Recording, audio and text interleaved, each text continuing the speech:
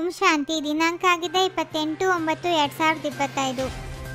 ಹುಡುಗಾಟಿಕೆ, ಆಲಸ್ಯ ಮತ್ತು ನೆಪಗಳ ನಿದ್ರೆಯಿಂದ ಜಾಗೃತರಾಗುವುದೇ ಶಿವರಾತ್ರಿಯ ಸತ್ಯ ಜಾಗರಣೆಯಾಗಿದೆ.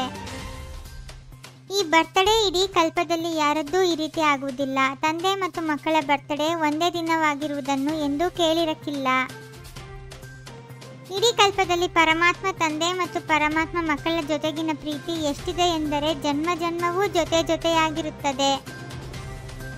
ಯಾವುದೇ ಮಗುವಾಗಿರಲಿ, ಎಲ್ಲಾದರೂ ಇರಲಿ, ಹೇಗಾದರೂ ಇರಲಿ, ಜೊತೆಯಾಗಿಯೇ ಇದ್ದಾರೆ ಮತ್ತು ಜೊತೆಯಾಗಿಯೇ ಹೋಗುವವರಾಗಿದ್ದಾರೆ. ಎಲ್ಲ ಮಕ್ಕಳು ಉಮ್ಮಂಗ ಉತ್ಸಾಹದಿಂದ ಹೃದಯದಾಳದಲ್ಲಿ ವಾಹ್ ಬಾಬಾ ವಾಹ್ ಬಾಬಾ ವಾಹ್ ಬರ್ತ್ಡೇಯ ಗೀತೆಯನ್ನು ಹೇಗೆ ಹಾಡುತ್ತಿದ್ದಾರೆಂಬುದನ್ನು ಬಾಗ್ದಾದ 4 ಕಡೆ ನೋಡುತ್ತಿದ್ದಾರೆ. ಬಾಗ್ದಾದ ಎಲ್ಲ ಮಕ್ಕಳ ಉತ್ಸಾಹವನ್ನು ನೋಡಿ ಮಕ್ಕಳಿಗೆಲ್ಲ ತಮ್ಮ ದಿವ್ಯ ಜನ್ಮದ ಪದಮದಷ್ಟು ಅಭಿನಂದನೆಗಳನ್ನು ಕೊಡುತ್ತಿದ್ದಾರೆ. ನೀವು ಜ್ಞಾನ ಮತ್ತು ಪ್ರೇಮ ರೂಪದಲ್ಲಿ ಆಚರಿಸುತ್ತೀರಿ ಮತ್ತು ಆ ಭಕ್ತ ಆತ್ಮರು ಭಾವನೆ ಶ್ರದ್ಧೆಗಳ ಮೂಲಕ ಆಚರಿಸುವುದನ್ನು ಬಹಳ ಚೆನ್ನಾಗಿ ಕಾಪಿ ಮಾಡಿದ್ದಾರೆ. ಭಕ್ತ ಜನರು ವ್ರತವನ್ನು ಪ್ರತಿಯೊಂದು ವರ್ಷ ಇಟ್ಟುಕೊಳ್ಳಬೇಕಾಗುತ್ತದೆ. ಆದರೆ ತಾವು ಒಂದೇ ಬಾರಿಗೆ ಪವಿತ್ರತೆಯ ಒಂದು ವ್ರತವನ್ನೇ ಇಟ್ಟುಕೊಳ್ಳುತ್ತೀರಿ. ಕ್ರೋಧ ಬರುತ್ತದೆ, ಮೋಹ ಬರುತ್ತದೆ, ಬಯಸುವುದಿಲ್ಲ ಬಂದುಬಿಡುತ್ತದೆ. ಬಾಗ್ದಾದ ಹೇಳುತ್ತಾರೆ, ಬಲಹೀನತೆಗಳ ಬಾಗಿಲನ್ನು ತೆರೆಯುವುದರಿಂದೆಂದರೆ ಆಹ್ವಾನವನ್ನು ಮಾಡುವುದಾಗಿದೆ. ಬಾಗ್ದಾದರವರು ಹುಡುಗಾಟಿಕೆ, ಆಲಸ್ಯ ಮತ್ತು ನೆಪಗಳನ್ನು ಹೇಳುವುದು ಎಲ್ಲ ಆಟವನ್ನು ನೋಡಿದರು.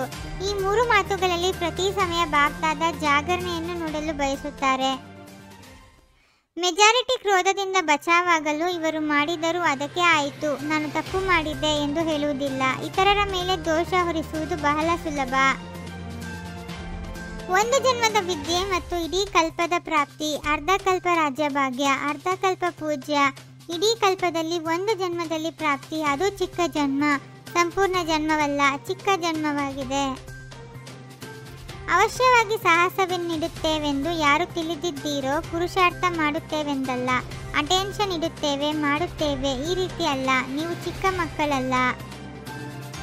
ಏನೇ ಆಗಲಿ, ಬೆಟ್ಟದಂತಹ ಪೇಪರ್ಗಳೇ ಬರಲಿ, ಆದರೆ ಬೆಟ್ಟವನ್ನು ಸಾಸಿವೆ ಮಾಡುತ್ತೇವೆ, ಈ ರೀತಿ ದೃಢ ಸಂಕಲ್ಪ ಮಾಡಬೇಕು.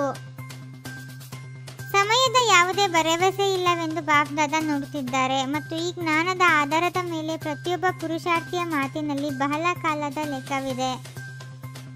ಯಾವಾಗ ಬಹಳ ಕಾಲದ ಭಾಗ್ಯ ಪ್ರಾಪ್ತಿ ಮಾಡಿಕೊಳ್ಳಲು ಇಚ್ಛಿಸುತ್ತೀರೋ, ಲಕ್ಷ್ಮೀನಾರಾಯಣರಾಗುವುದೆಂದರೆ ಬಹಳ ಕಾಲದ ರಾಜ್ಯಭಾಗ್ಯ ಪ್ರಾಪ್ತಿ ಮಾಡಿಕೊಳ್ಳುವುದಾಗಿದೆ. ಬಲಹೀನ ಮತ್ತು ನೆಪಗಳ ಲೆಕ್ಕಾಚಾರ ಬಹಳ ದೊಡ್ಡ ಪುಸ್ತಕವಿದೆ. ಅದನ್ನು ಸಮಾಪ್ತಿ ಮಾಡಬೇಕಿದೆ. ನಾವು ಮಾಡಿ ತೋರಿಸುತ್ತೇವೆಂದು ಯಾರು ತಿಳಿದುಕೊಳ್ಳುತ್ತಾರೆಯೋ ಮಾಡಲೇಬೇಕು, ಬಾಗಲೇಬೇಕಾಗಿದೆ. ಸತ್ಯ ತಂದೆ ನಿಮ್ಮೊಂದಿಗಿದ್ದಾರೆ. ಎಲ್ಲ ಸುಳ್ಳು ಜಗತ್ತು ಒಂದು ಕಡೆ ಇರಲಿ ಮತ್ತು ಒಬ್ಬ ತಂದೆ ನಿಮ್ಮ ಜೊತೆಗಿದ್ದಾರೆ.